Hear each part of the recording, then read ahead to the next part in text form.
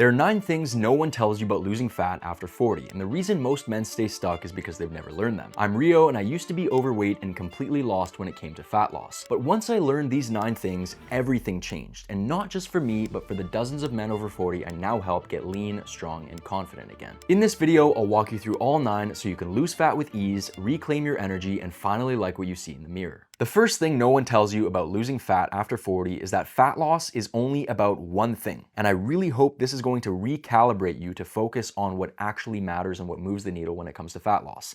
The only thing that matters is to find the most enjoyable way to eat in a calorie deficit every single day. That is all fat loss comes down to. You just have to find a simple, sustainable, enjoyable way to eat in a calorie deficit on a daily basis. This is all fat loss comes down to, because fundamentally, fat loss cannot occur without a calorie deficit. The way fat loss works is that you need to create an energy deficit in order to force your body to tap into its fat stores for energy. I don't care if you're doing keto or paleo or cutting out your favorite foods or cutting out carbs or sugar. If you're not in a deficit, you're not going to lose fucking weight. Like, it's that simple. So all you have to do is just find a simple way, an enjoyable way to eat in a calorie deficit every day. And if you are currently struggling to lose weight, it is because you have not yet found that for yourself. And you will continue to struggle until you find a simple, enjoyable, sustainable way to eat in a calorie deficit every day. Because if you had found that for yourself, you would be lean. There's no question about it. And so it's really important as well that you find something you can do for life. Not because you're going to be in a fat loss diet for the rest of your life, but because what you did to get in great shape is what you must continue doing to stay in good shape. You cannot follow a certain diet to get in great shape and lose all the body fat that you want to lose, and then just go back to what you were doing before. It's not going to work. Sure, once you lose the fat, you can up your calories a little bit, but it's very minor. Like, there's not a big difference between losing fat and just staying where you are, or even going on a little bit of a muscle building phase. It's all the same in essence. So you have to find something that you can see yourself doing for life. If what you're currently doing, you cannot see yourself doing it long term, you're better off dropping it and finding something else. If you cannot do it for life, don't do it for a day. That is my rule when it comes to pretty much anything in life, but especially when it comes to fitness. You need to ask yourself that question. What's the most enjoyable, simplest, most sustainable way for me to eat in a calorie deficit every single day? And that's what you need to find out. Now, this brings me to point number 2, which is why you're not losing fat. Well, the reason why you're not losing fat is because you're not consistently sustaining a calorie deficit. Very simple. But the question is, why are you not consistently sustaining a calorie deficit and thus losing weight? Well, it actually comes down to 2 different things. And these are the 2 big obstacles to fat loss that you must master if you want to get lean and stay lean for the rest of your life. The first one is tracking. Tracking just means, are you accurately tracking your calories? When you say you're in a deficit, are you actually in a deficit, or are you eating way more than you think you are? For most people, if they need to eat 2,500 calories per day to lose weight, they're most likely doing 3,000 or 3,500, because tracking your calories accurately is difficult. That is the first obstacle to fat loss. You need to be able to accurately track your calories and know without a shred of doubt that you're actually in a calorie deficit. The next thing is adherence. Adherence just means, can you actually stick to the deficit? Can you stick to your diet? Most people follow diet plans that are simply unsustainable, and as a result, they cannot stick to the calorie deficit. Or some people are perfect from Monday to Friday, but then they fuck it all up on the weekend. You need to master adherence. You need to be consistently sustaining that calorie deficit. You need to be sticking to your diet 7 days a week, every single week, until you lose the weight that you need to lose. And so as you can see, if you accurately track your calories and you know you're in a calorie deficit and you're where you need to be with your calorie intake on a daily basis, and you can actually stick to it 7 days a week, fat loss is guaranteed. By the way, guys, if any of this is clicking for you and you want my help personalizing it to your unique situation, there's a short video linked in my description where I break down exactly how I help men over 40 get lean fast and maintain it for life. So if you're serious about finally getting the body you've been chasing for years, click the link in my description, watch the video, and book a free call with me. Now let's get back to the video. The third thing no one tells you about losing fat after 40 is that you must keep activity to a minimum. And I know this sounds crazy because everyone in the fitness industry tells you to do lots of cardio, do lots of exercise, you want to be as active as possible when you're trying to lose fat. That is a load of horse shit. Doing a lot of cardio, like people keeping their exercise and activity levels as high as possible when they're trying to lose fat, actually keeps them fucking fat. Funny enough.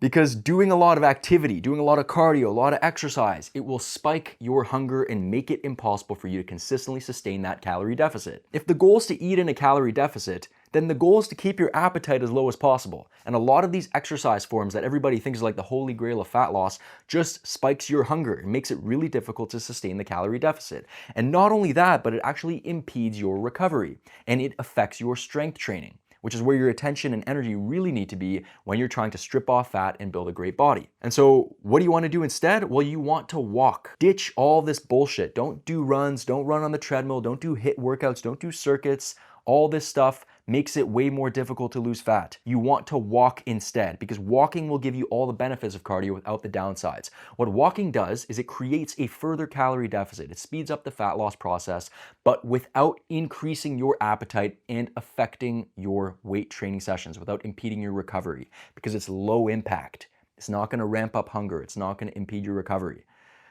So you want to keep your activity levels as low as possible. Don't do all this excess shit. It's just eating into your recovery and it's just making it harder for you to eat in a calorie deficit every single day. You got to understand, when you're in a calorie deficit and you're trying to lose weight, you're in an energy deficit. You do not have all this energy to be able to allocate towards all this different activity. You want to save it for what matters most, which is your weight training.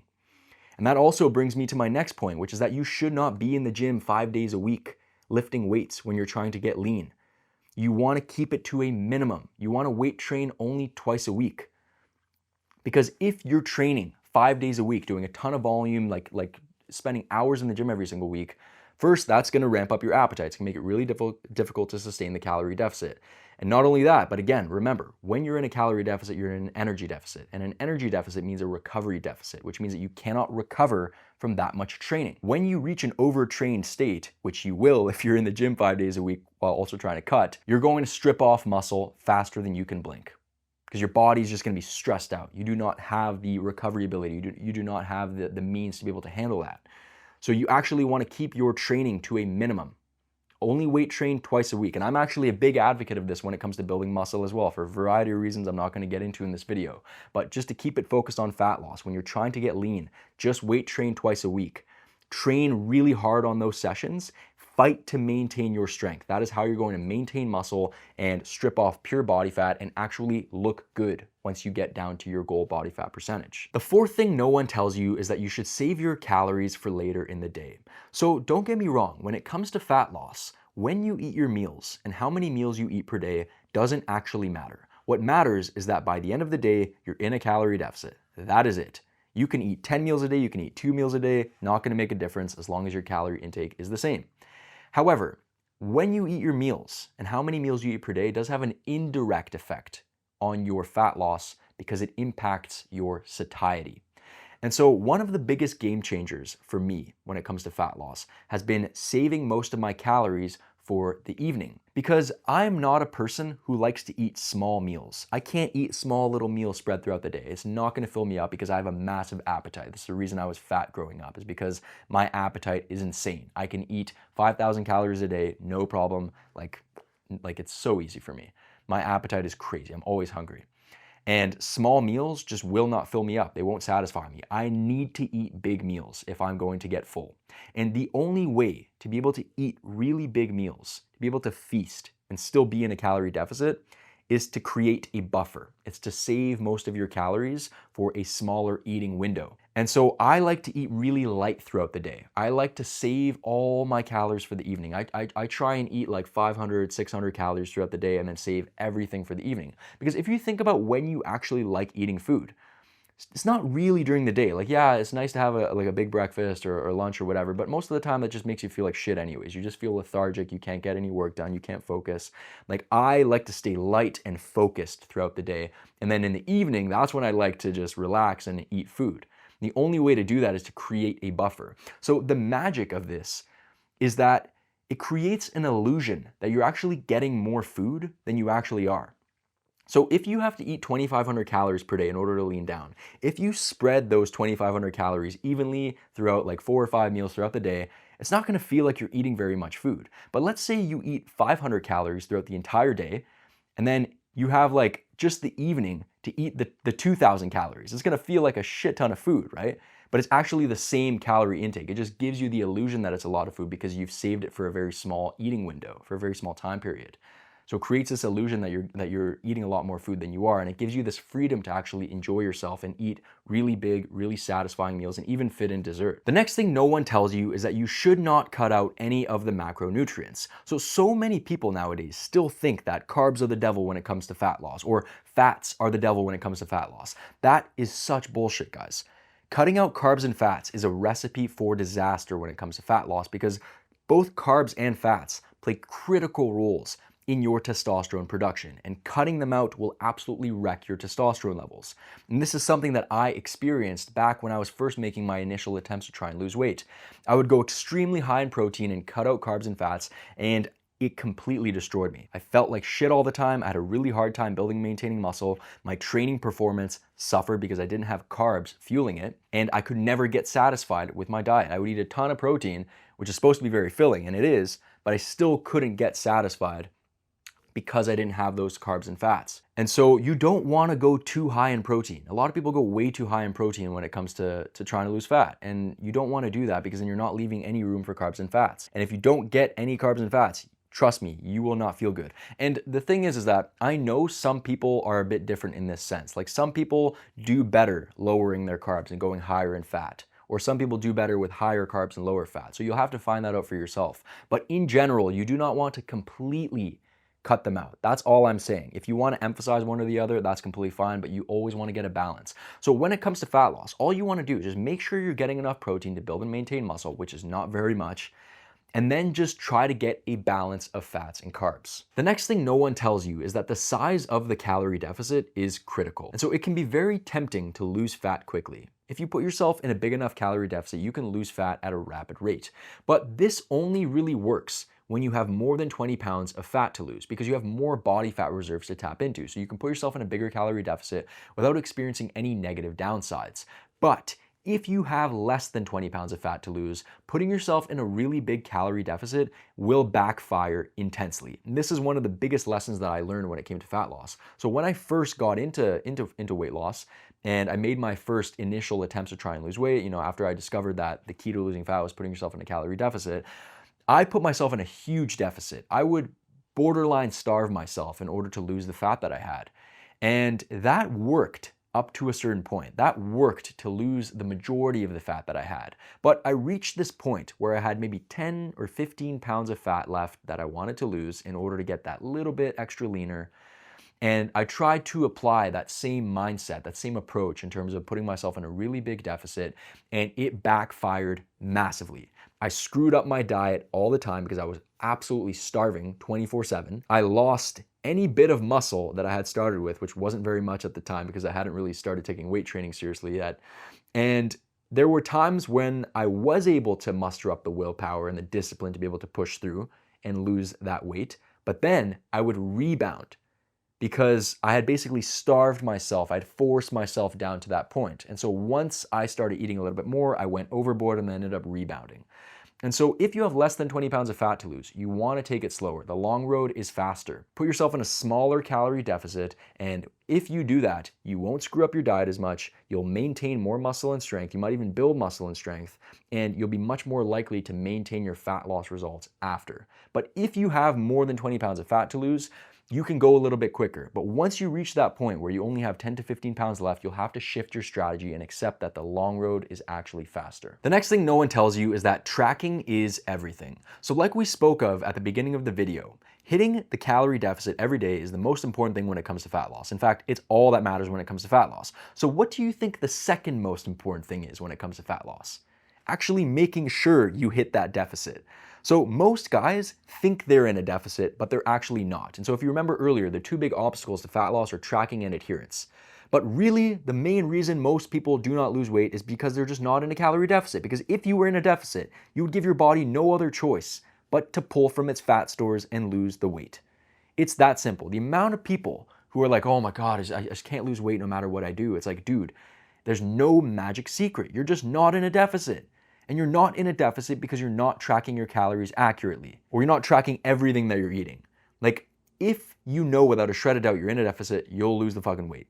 And the only way to do that is to accurately track your calories. So for most people, there's just a massive discrepancy between what they eat and what they think they eat. So you need to get your tracking dialed in. It's literally the most important thing when it comes to fitness. And not only do you have to track your calories and make sure you're in a deficit, but you also need to track your protein. You need to make sure you're getting enough protein each day to be able to maintain muscle.